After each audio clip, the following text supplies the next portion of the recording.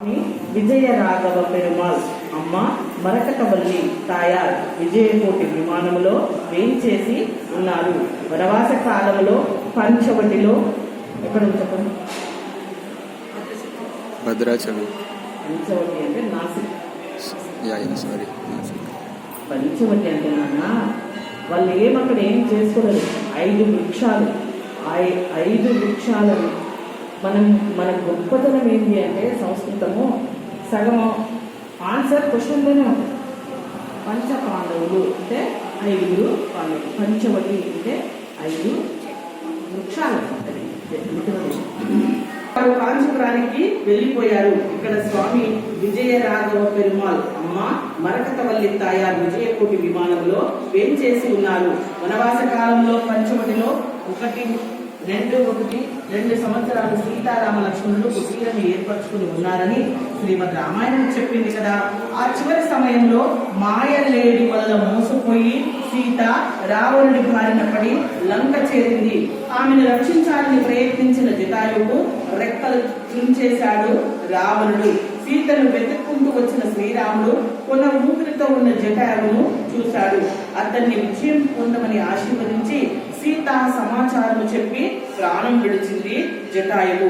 రాముడు తన తండ్రికి చర్మ సంస్కారం చేయలేదు, కానీ జటాయువుకు బ్రహ్మమేధ సంస్కారం చేసి మోక్షమిచ్చాడు. ఆ సన్నివేశం జరిగిన చోటే ఈ తిరుపుంగి. దశరథుడితో సమానముగా రాముడు పక్షిని ఆదరించాడు. అందుకే వైష్ణవ సాంప్రదాయంలో జటాయువును జటాయువు మహారాజుగా అంటారు. భగవంతుడు చూపే సమతా దృష్టికి ఇంతకంటే నిదర్శనం ఏమి కావాలి? దర్శించండి. అమ్మవారు సంతాన ప్రతురాలు. సంతానం కోరిన వారు శుచిగా స్నానం చేసి తడి వస్త్రాలతో పెసళ్ళు తేవాలి.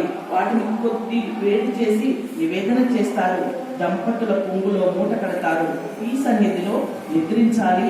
3 రోజుల్లో ఆ పెసళ్ళు మొలకలొస్తే సంతానం కలుగుతుందని అంటారు. 3 లైన్స్ రాయి. 28వ తిరుపుట్టి అన్న చూడు. నమ్మాల్సింది జ్యోతిష్యాలు ఉన్నారు.